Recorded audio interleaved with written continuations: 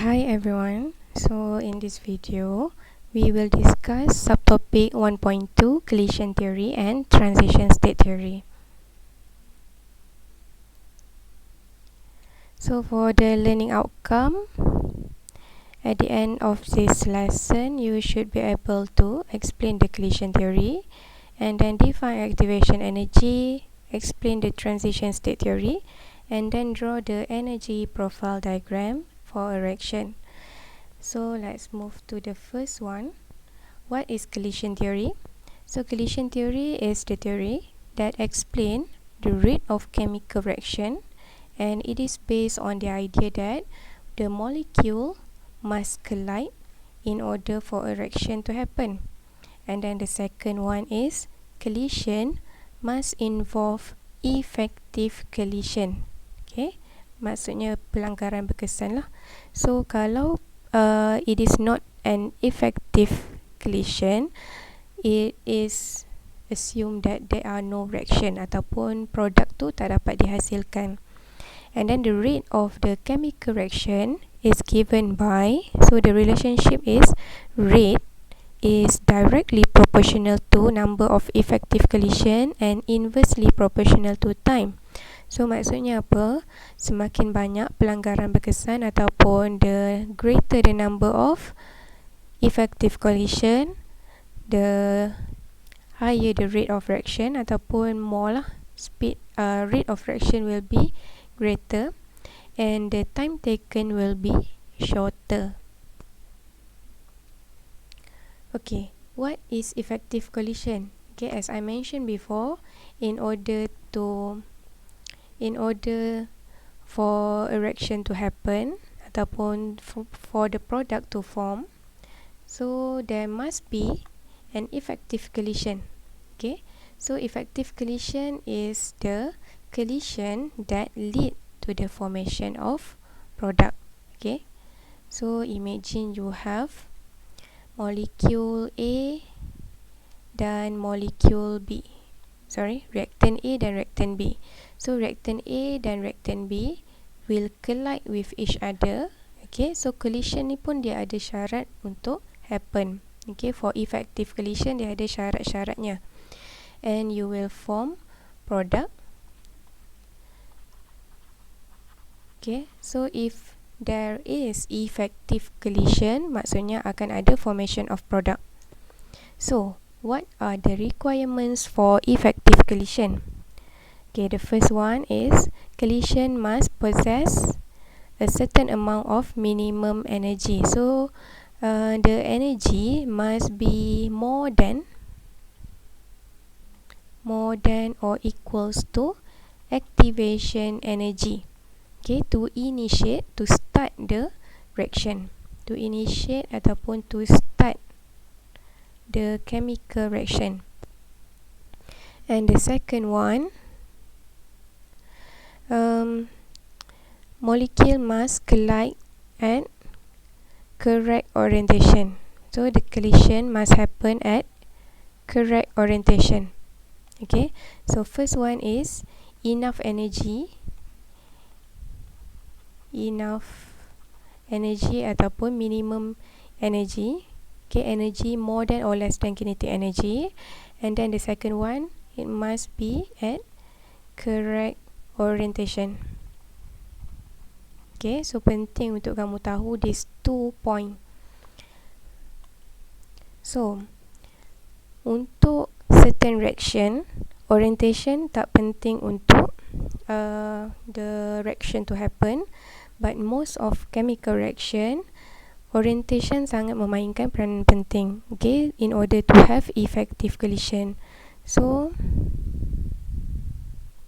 let's have a look at this diagram, the differences between effective collision and not effective collision.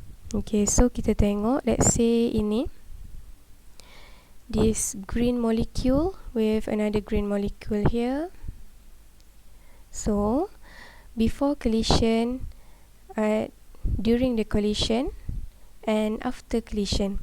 Okay, so before collision you have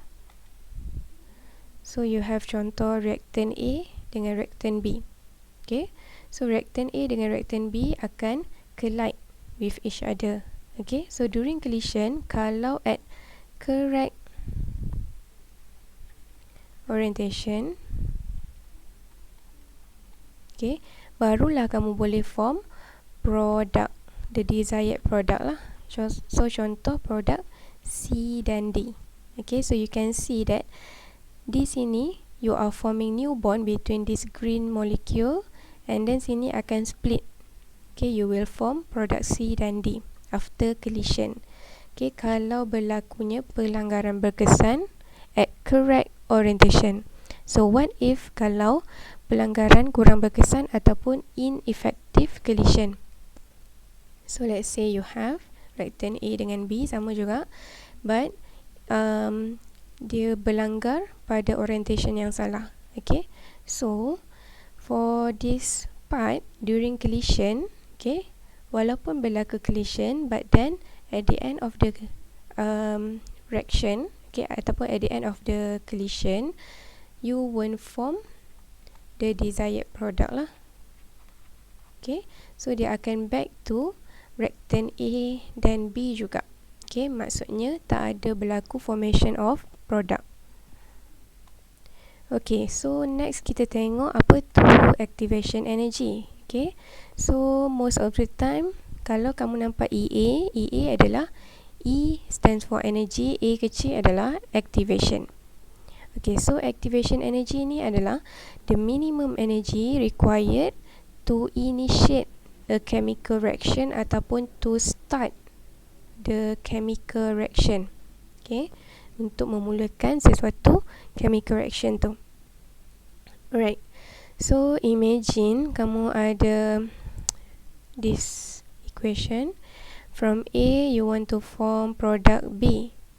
Okay, so in order for reactant A to form product B, you must overcome ataupun you must have the minimum energy required to start. Okay, so minimum energy required tu adalah the activation energy. Okay, so imagine activation energy tu macam bukit. So you must overcome, okay, nak tolak daripada point A pergi point B, okay, mesti ada minimum energy ataupun you must overcome this barrier. Okay, barulah kamu boleh form product B here. So if you see in this representation of ini kita panggil energy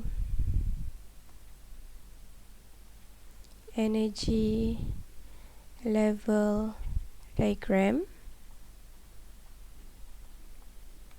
So from this energy level diagram, this axis adalah energy, and then bahagian daripada kiri ke kanan it is reaction coordinate ataupun usually kita tulis sebagai progress of reaction.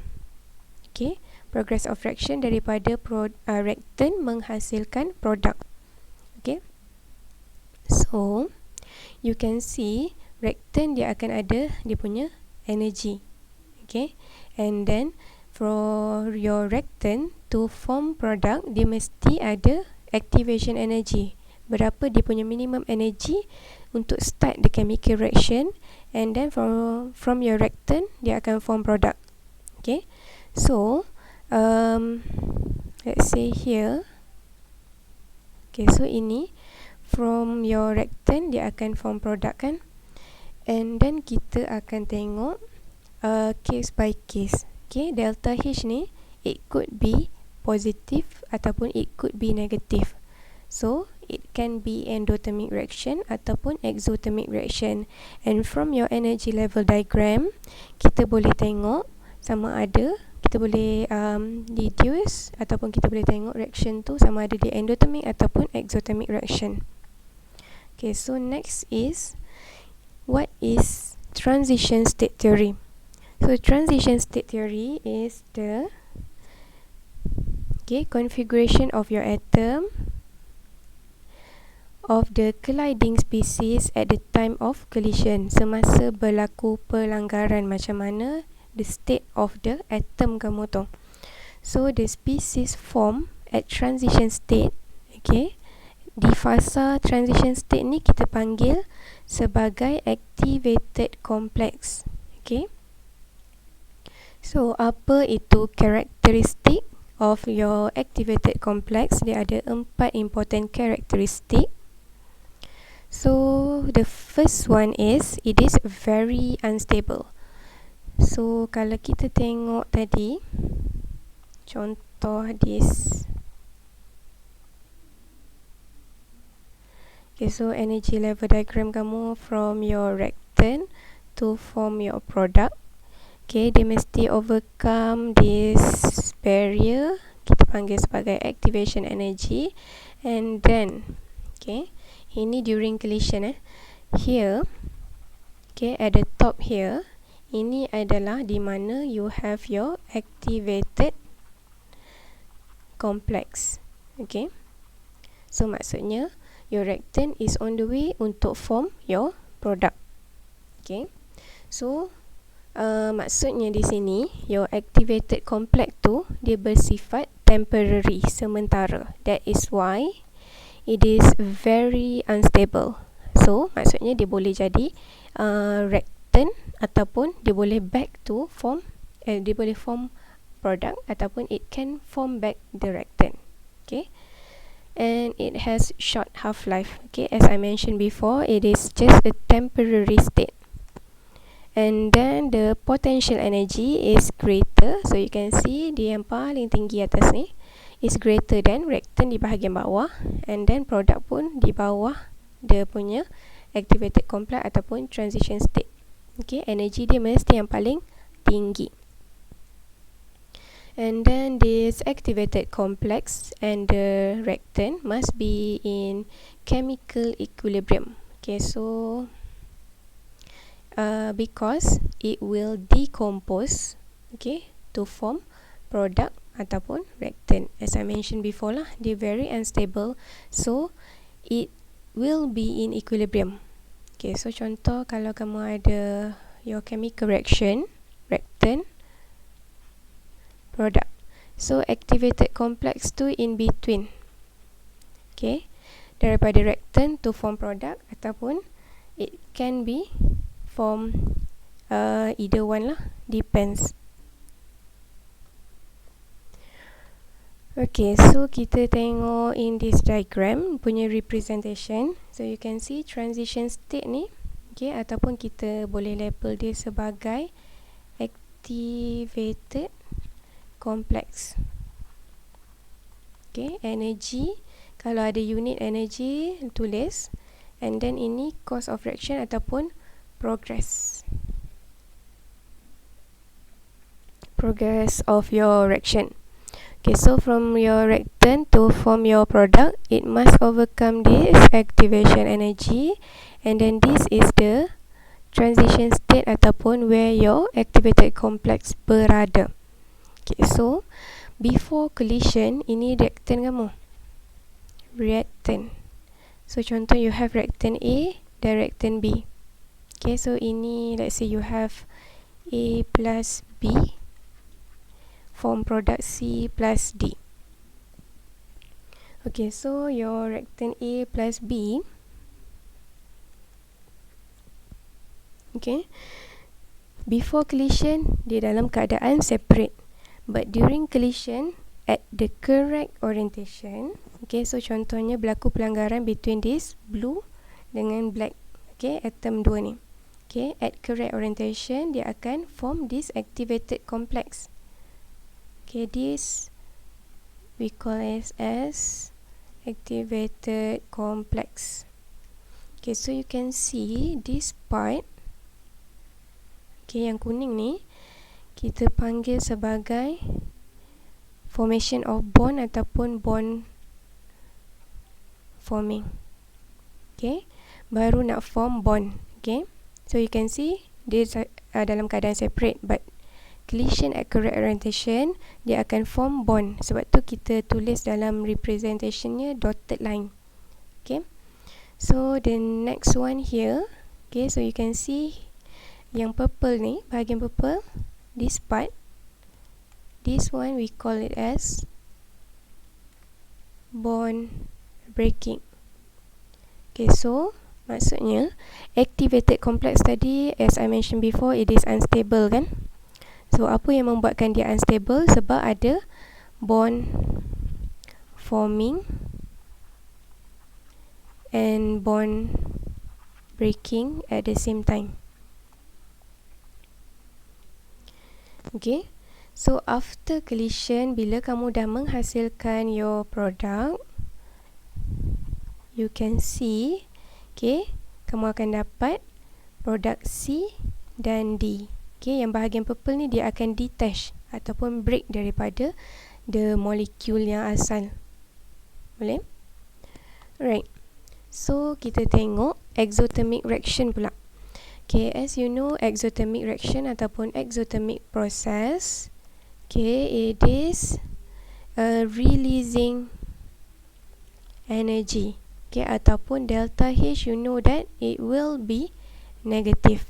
Okay, so soalan kalau dia bagi tahu, for this chemical reaction, the enthalpy is negative. So, kamu tahu that it is an exothermic process.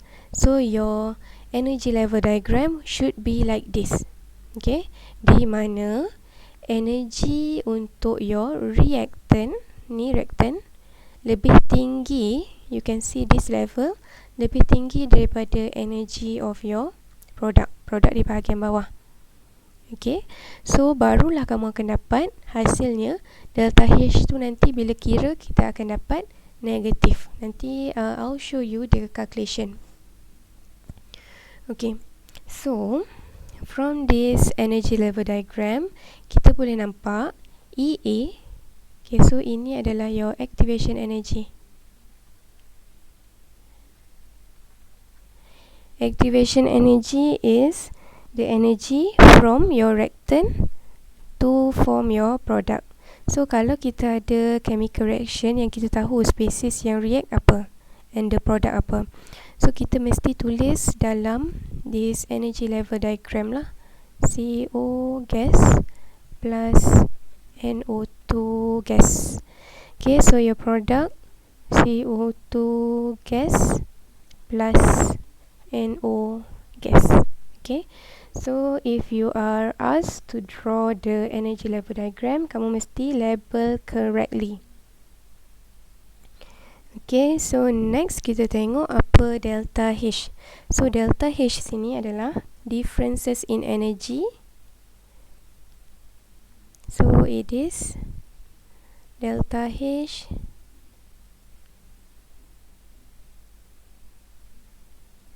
differences in energy for reactants ini and product. Okay, so you can see daripada this level to this level berapa dia punya delta H. Okay, so kalau ada value you can calculate lah. Right, next, macam mana kita nak calculate this one? Okay, activation energy untuk reverse. So kalau forward reaction daripada reactant to form your product, itu adalah forward. Okay, so forward kita baca dari kiri ke kanan macam tu. What about your reverse? Maksudnya daripada product to form back this reactant. Macam mana? Okay, kita boleh, kalau you are given with EA dengan delta H, you can calculate EA reverse lah. So just use this formula. EA reverse is equals to activation energy yang ini value plus delta H. Okay, so kita nak cari yang hijau ni, this green line. So EA tambah delta H lah, terus dapat EA reverse. Okay, so let's say sini kamu tahu EA contoh 15 kilojoule, and then delta H sini should be 20 contoh kilojoule. So EA reverse adalah hasil tambah 15 tambah 20. So kamu akan dapat 35 kilojoule for the activation energy for the reverse reaction. Okay, so now let's have a look at endothermic reaction pula. So activation, it is when you absorb energy, therefore your delta H mesti positive. Okay, so in order to get this positive value, bila kita buat energy level diagram, level untuk energy for reactant must be lower. Okay, so ini, okay, so the energy of the reactant here is lower than the energy of your product. So kita tengok product higher, okay, di bahagian sini. Okay, so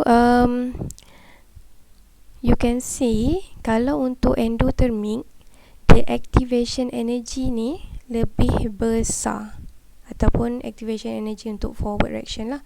So you must overcome this minimum energy required, okay, untuk form this product. Okay, so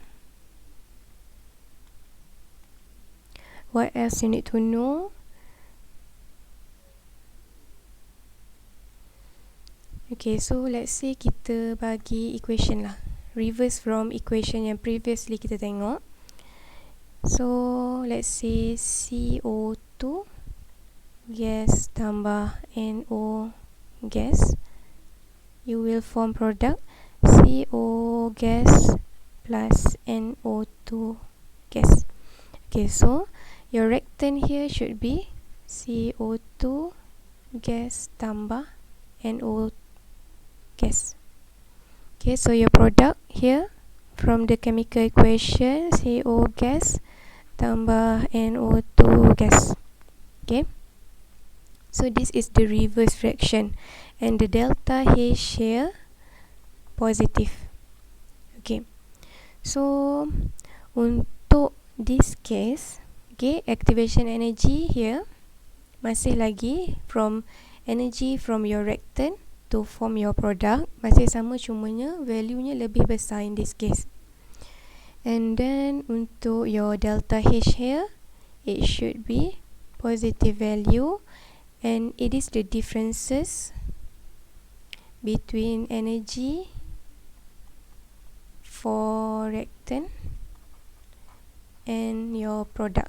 So energy of your reactant sini, bahagian sini, and the energy of your product is at this level. So kalau kamu ada value, you can just carilah dia punya delta H. Okay, normally delta H is given in the question. Okay, and then what is the EA reverse? So in this case, EA reverse, kita tengok level dia adalah this part. Okay, daripada this one, okay, just this much. So macam mana kita nak cari EA reverse? Kita tengok balik this diagram. So you have EA reverse is equals to, yang mana yang paling besar? EA activation energy minus delta H. Okay, so kamu akan dapat this, berapa the value of EA reverse, activation energy for the reverse reaction. Okay, so kalau if you are considering the same equation as previously kita discuss untuk exothermic, so the value should be the same lah. Okay, so kita tengok example of question. Draw the energy level diagram, potential energy diagram for exothermic. Okay, so ini dibagi tahu exothermic. So ingat, kalau exothermic, okay, exothermic mesti energy reactant tinggi daripada produk. Okay, so ingat salah satu so that kamu tak confuse. Ini adalah exo. And indicate the drawing, potential energy, activation energy, and then heat of reaction.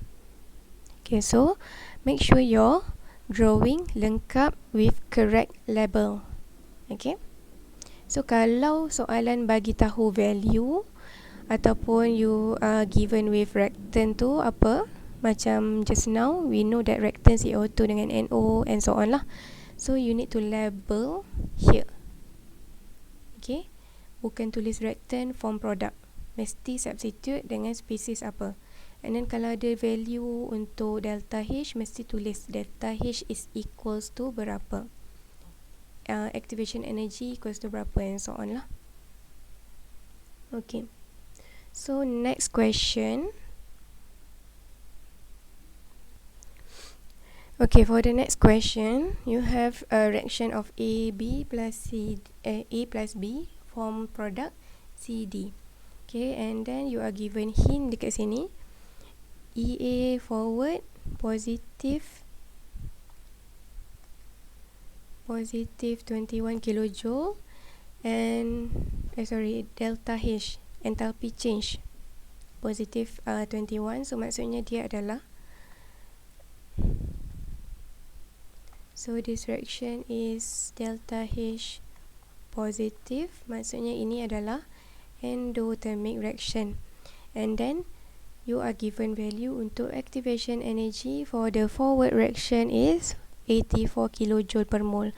So kalau dibagi dalam kilojoule, unit kamu label di graph, dia punya energy profile diagram pun kilojoule per mole lah, depends on the unit given. And then sketch the energy profile diagram, and then what is the activation energy for the reverse reaction. So ini kena kira lah.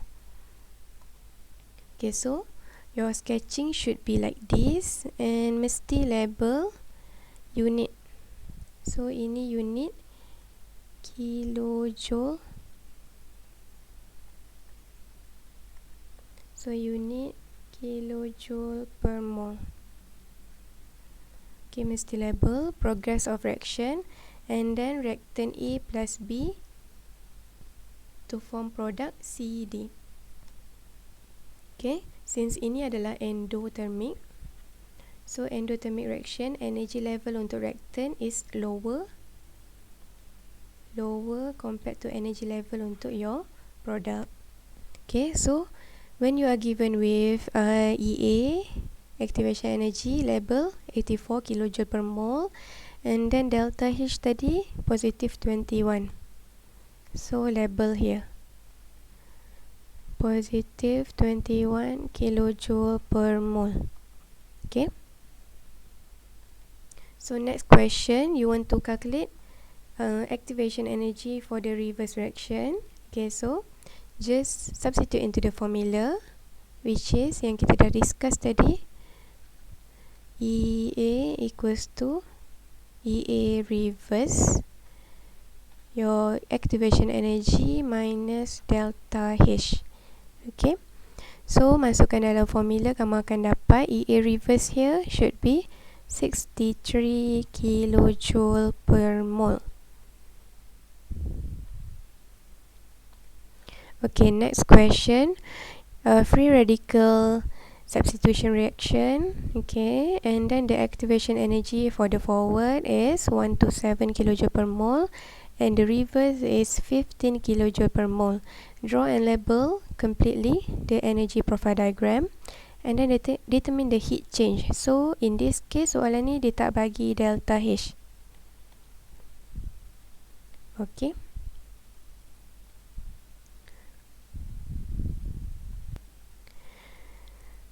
okay, so macam mana kita nak tentukan? Kita tengok dia punya value of activation energy.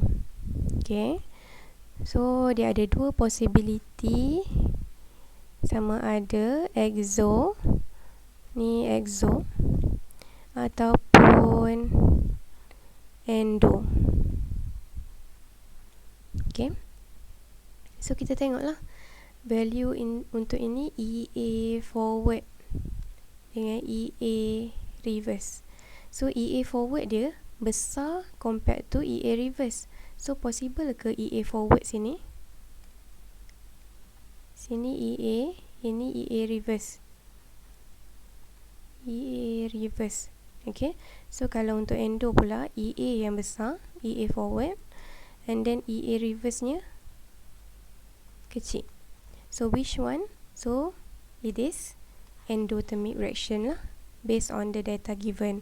So you can draw the energy profile diagram like this, and then label kilojoule per mole. Okay, and then you know that EA forward 1 to 7, EA ini EA untuk reverse lah. So ini EA reverse is 15 kilojoule per mole. Your reactant and your product correctly labeled, and then this is your delta H. Okay, so if you want to calculate delta H, so just 127 minus 15 kilojoule, kamu akan dapat, so you will have the delta H 112 kilojoule per mole, and since this is endo, kamu akan dapat dia positif lah. Okay, alright, so that's all untuk chapter subtopic 1.2 collision theory. I'll see you in next video. Thank you everyone.